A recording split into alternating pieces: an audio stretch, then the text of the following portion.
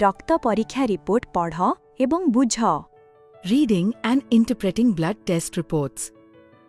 ଅଜିତ କିଛି ଦିନ ଧରି କ୍ଳାନ୍ତ ଅନୁଭବ କରୁଥିଲେ। ତେଣୁ ଡାକ୍ତର ରକ୍ତ ପରୀକ୍ଷା ବା ବ୍ଲଡ୍ ଟେଷ୍ଟ କରିବାକୁ ପରାମର୍ଶ ଦେଇଥିଲେ। ଅଜିତ ତାଙ୍କ ପାଖରେ ଥିବା ଏକ ପାଥୋଲୋଜି ଲ୍ୟାବ୍ରେ ପରୀକ୍ଷା କରାଇଥିଲେ। ଆଜି ତାଙ୍କ ବ୍ଲଡ୍ ଟେଷ୍ଟ ରିପୋର୍ଟ ଆସିଛି। ଆସ ଏହାକୁ ବୁଝିବାକୁ ଚେଷ୍ଟା କରିବା।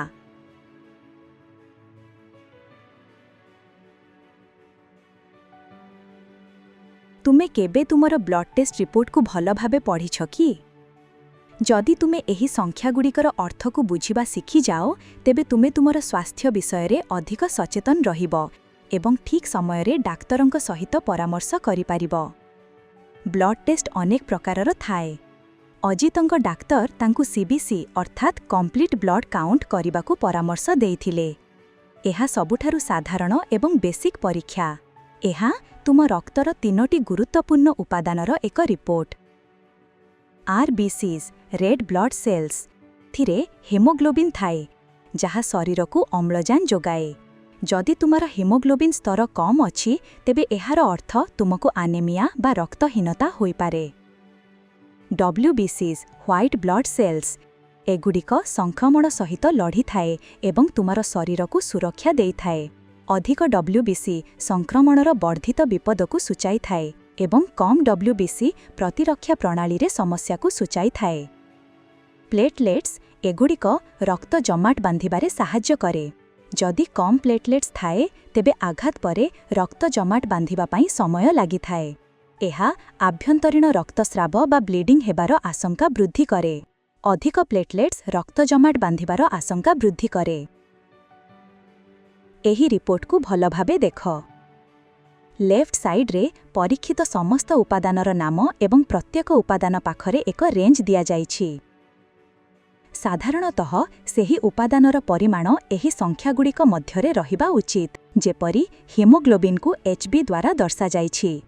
ହିମୋଗ୍ଲୋବିନ୍ର ସାଧାରଣ ବା ନର୍ମାଲ ରେଞ୍ଜ ମହିଳାମାନଙ୍କ ପାଇଁ 12ରୁ 14 ଗ୍ରାମ ପର ଡେସିଲିଟର ଏବଂ ପୁରୁଷମାନଙ୍କ ପାଇଁ 13.5ରୁ 17.5 ଗ୍ରାମ ପର ଡେସିଲିଟର ଥାଏ।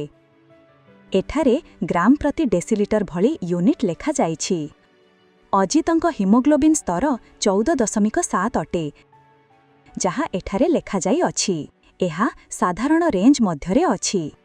କିନ୍ତୁ ଯଦି କୌଣସି ଉପାଦାନରେ ପରିମାଣ ଏହାର ସାଧାରଣ ରେଞ୍ଜଠାରୁ କମ୍ କିମ୍ବା ଅଧିକ ହୁଏ, ତେବେ ସେହି ସଂଖ୍ୟାକୁ ରିପୋର୍ଟରେ ହାଇଲାଇଟ୍ କରାଯାଏ କିମ୍ବା ଗାଢ଼ ରଙ୍ଗରେ ଦର୍ଶାଯାଏ। ଯେପରି ଏଠାରେ ଡବ୍ଲ୍ୟୁବିସି କାଉଣ୍ଟ 12,800 ଅଟେ। ଏହା ସାଧାରଣ ରେଞ୍ଜ ଅପେକ୍ଷା ଅଧିକ, ତେଣୁ ଏହାକୁ ହାଇଲାଇଟ୍ କରାଯାଇଛି। ଏହାର ଅର୍ଥ ହେଉଛି ଅଜିତଙ୍କର ଶରୀରରେ କିଛି ସଂକ୍ରମଣ ହେବାର ସମ୍ଭାବନା ଅଛି। ଯଦି ତୁମର ରିପୋର୍ଟରେ କୌଣସି ସଂଖ୍ୟା ପାଖରେ ଲୋ କିମ୍ବା ହାଇ ଲେଖାଯାଇଛି କିମ୍ବା ଏହାକୁ ହାଇଲାଇଟ୍ କରାଯାଇଛି, ତେବେ ଭୟଭୀତ ହୁଅ ନାହିଁ। ଡାକ୍ତରଙ୍କୁ ଦେଖାଅ ଏବଂ ତାହାର କାରଣ ବୁଝ। ଆସ ଆମେ ଆଉ କିଛି ଗୁରୁତ୍ୱପୂର୍ଣ୍ଣ ପରୀକ୍ଷା ବିଷୟରେ ଜାଣିବା। ରକ୍ତ ଶର୍କରା ପରୀକ୍ଷା ବା ବ୍ଲଡ୍ ସୁଗାର ଟେଷ୍ଟ। ଏହି ପରୀକ୍ଷା ଆମ ରକ୍ତରେ ଥିବା ଗ୍ଲୁକୋଜ୍ ସ୍ତରର ଯାଞ୍ଚ କରେ ଏବଂ ମଧୁମେହ ବା ଡାଇବେଟିସ୍ ଭଳି ରୋଗର ସୂଚନା ଦେଇଥାଏ। ଲିପିଡ୍ ପ୍ରୋଫାଇଲ୍ ପରୀକ୍ଷା। ଏହି ପରୀକ୍ଷା ତୁମର ରକ୍ତରେ ଥିବା ଚର୍ବି ବା ଫ୍ୟାଟ୍ ଯଥା କୋଲେଷ୍ଟେରଲ୍ ଏବଂ ଟ୍ରାଇଗ୍ଲିସେରାଇଡ୍ସ ମାପେ।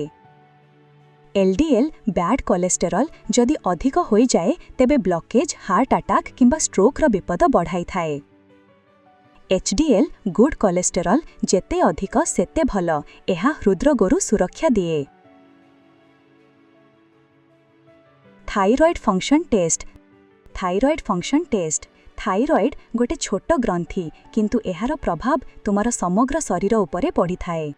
ଏଠାରେ ଏକ ଥାଇରଏଡ୍ ଫଙ୍କସନ୍ ଟେଷ୍ଟ ରିପୋର୍ଟ ଦିଆଯାଇଛି। ଏହା 3ଟି ଉପାଦାନ ମାପ କରେ: T3, T4 ଏବଂ TSH।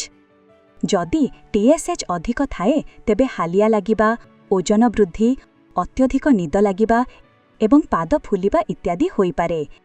ଏହାକୁ ହାଇପୋଥାଇରାଇଡିଜମ୍ କୁହାଯାଏ। TSH କମ୍ ହେଲେ ତାହା ହାଇପରଥାଇରାଇଡିଜମ୍ ହୋଇଯାଇପାରେ, ଯାହା ଚିନ୍ତା, ଓଜନ ହ୍ରାସ, ନିଦ୍ରାହୀନତା, ପାଲପିଟେସନ୍, ଟ୍ରେମର୍ସ ଭଳି ସମସ୍ୟା ସୃଷ୍ଟି କରିପାରେ।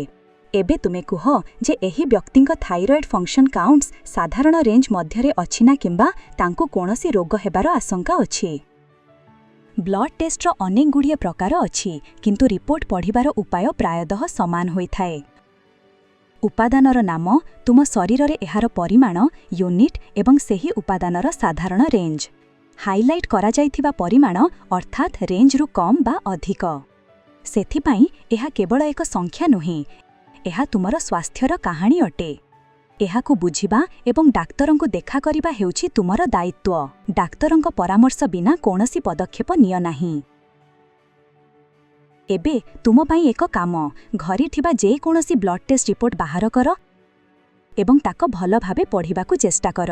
ତୁମେ କ'ଣ ବୁଝିପାରୁଛ ତାହା ଦେଖ।